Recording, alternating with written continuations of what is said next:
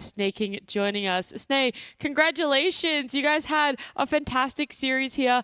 Instead of I want to ask some questions later about it, but first I want to know what did you guys do between the major and now? Like, what was the big conversation and the big change up for you guys to be coming into this tour? I think the biggest change up we did from this tour is this is the first tour we're kind of playing from home with more than half of our players.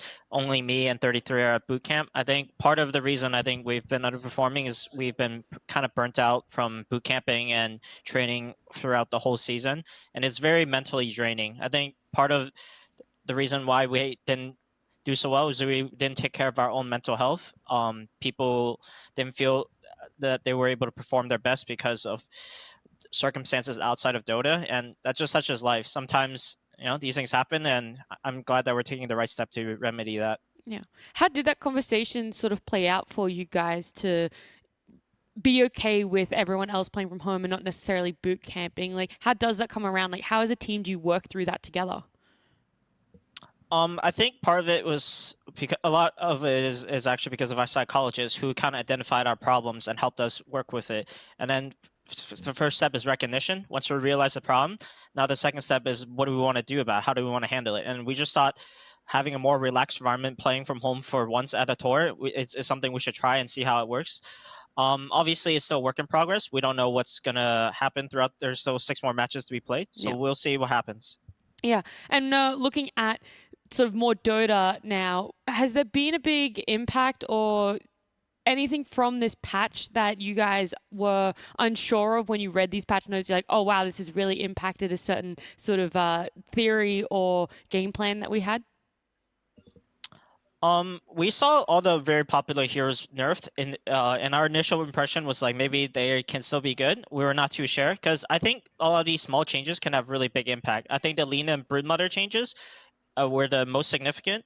Broodmother is a lot weaker in the early on, so like you can actually have a chance against this hero in the lane and not let it snowball out of control. And similarly, Lina can't farm as fast and do as much damage mid to late game.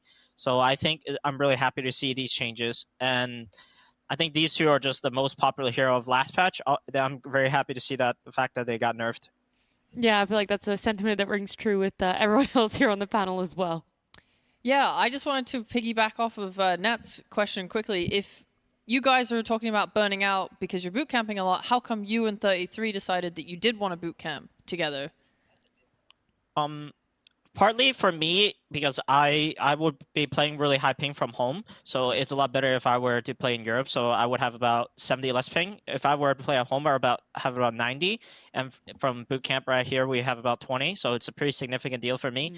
And then for Neta, he just has some visa issues, so it's better if he boot camps here so that he has enough days for us to be boot camping later on in our season.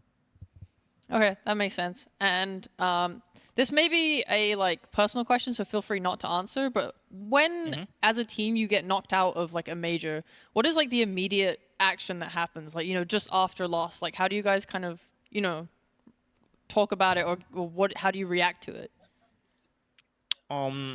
Obviously, we're really bummed after we lost our match versus Aster because we were winning and control the third game, and the fate is in our hands. And then we ultimately kind of just threw, which is very unlike Tundra style. We ran out of patience. We didn't follow our fundamentals, and it really stinks to know that you can definitely play better. And you make these kind of mistakes. And for us, we obviously took it very hard. And after the loss, we had a heart-to-heart talk with everyone, like why we kind of didn't do so well here, what we need to do in the future. And I think everyone kind of reflected on internally what they need to do to improve as a team. And we're gonna just try to piece back all the puzzle because we already won TI. We know we're capable of it. So now we just need to remind ourselves what we're capable of. All right, thank you very much. One last question, I guess, is you guys picked up the Visage in this game. I was just curious, do you think, like, because I feel like he sort of went a bit ignored in Tour 1. Do you guys think he's better? There was no specific changes in the patch, but do you think he's better because of, like, drums changes or just, he's a hero that 33 likes and just wanted to play? I think there are no changes on Visage, and only drums were changed about Visage, but I don't know if it's that significant because the the Visage before with the drum which are bearing pretty much had limited charges already, but I think the meta heroes kind of changed a little bit. The heroes that were really good against Visage kind of got nerfed, so now I think Visage is easier to pick because the heroes that counter him got nerfed, so it kind of makes sense. All right, thank you very much. All right. Hello, Sney. I only have one question.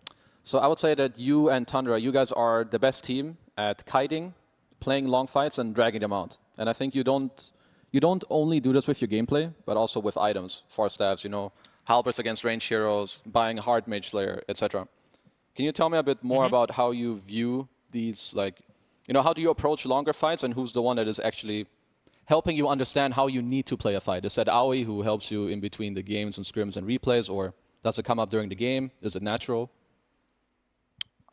I think a lot of it is through replay watching and discussion as a team. I think AEI focused a lot of that during our bootcamp before TI, and that was one of the main fundamentals we were discussing and preaching, and we're trying to perfect. And it kind of showed that how it can work really flawlessly if executed properly at TI. And I think a big part of it is we had the idea, and then AEI helped us really perfect it.